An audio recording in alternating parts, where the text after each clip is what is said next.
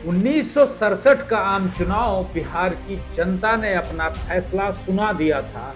अकाल, भ्रष्टाचार और छात्र आंदोलन से उपजा गुस्सा एक सैलाब बनकर आया और कांग्रेस के 20 साल के एक छत्र राज को बहा लिया। खुद मुख्यमंत्री के भी सहाय चुनाव हार चुके थे। बिहार की सियासत एक चौराहे पर खड़ी थी और पहली बार सत्ता की चाबी कांग्रेस के हाथ में नहीं थी। अब सवाल यह था, सरकार कौन बनाएगा और कौन बनेगा बिहार का अगला मुख्यमंत्री।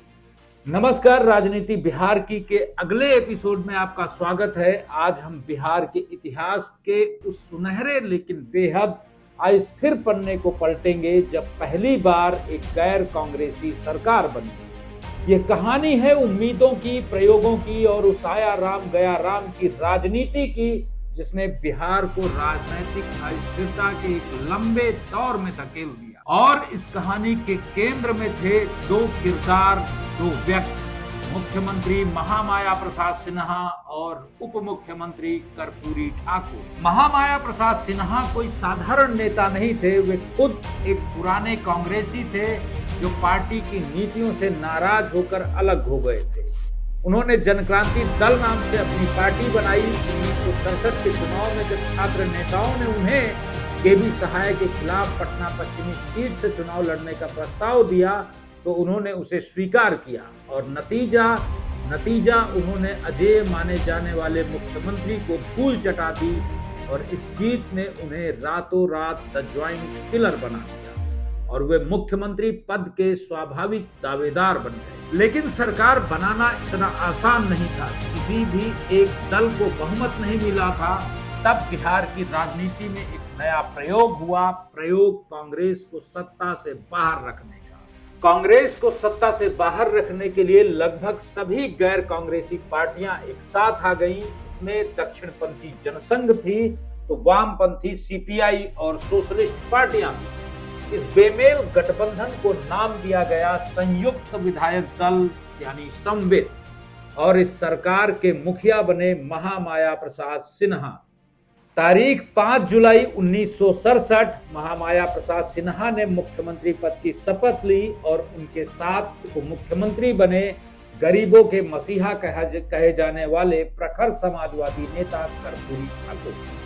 इस सरकार से जनता को बहुत उम्मीदें थी और सरकार ने आते ही कुछ ऐसे ऐतिहासिक फैसले लिए भी जिन्होंने बिहार की दिशा बदल दी। कर्पूरी ठाकुर जो उस सरकार में शिक्षा मंत्री भी थे, ने मैट्रिक की परीक्षा से अंग्रेजी की अनिवार्यता को समाप्त कर दिया। यह एक क्रांतिकारी कदम था जिसने गांव और गरीब परिवारों के लाखों बच्चों के लिए आगे की पढ़ाई के दरवाजे खोल दिए। कांग्रेस सरकार के मंत्रियों पर लगे भ्रष्टाचारों के आरोपों की जांच के लिए अय्यर कमीशन का गठन किया गया और यह पहली बार था जब सत्ता में बैठी सरकार अपने से पहले की सरकारों के विरुद्ध भ्रष्टाचार की जांच करवा रही। यह सरकार जितने अच्छे फैसले ले रही थी उतनी तेजी से अंदरूनी कलह का शिकार भी हो रही। महामाया प्रसाद सिन्हा मुख्यमंत्री होते हुए भी अपनी सरकार पर पूरा नियंत्रण नहीं रख पा रहे थे। असली ताकत उनके उप मुख्यमंत्री कर्पूरी ठाकुर और सोशलिस्ट गुट के हाथ में थी। महामाया बाबू का सबसे बड़ा राजनीतिक टकराव उनकी सरकार के एक और कद्दावर नेता से हुआ, लेकिन सरकार के पतन की असली पटकथा लिखी एक ऐसे व्यक्ति ने जिसका नाम दल बदल का पर्याय बन गया, विंदेश्वरी प्रसाद मंडल यानी बीपी मंडल। बीपी मंडल एक महत्वाकांक्षी नेता थे और मुख्यमंत्री बनना चाहते थे। उन्होंने कुछ विधायकों को तोड़ा और संवित सरकार के खिलाफ अविश्वास प्रस्ताव में वोटिंग कर जनवरी 1968 यानी सिर्फ 10 महीने के अंदर महामाया प्रसाद सिन्हा की सरकार गिर गई। यह बिहार में आया राम गया राम की राजनीति की दुखद शुरुआत।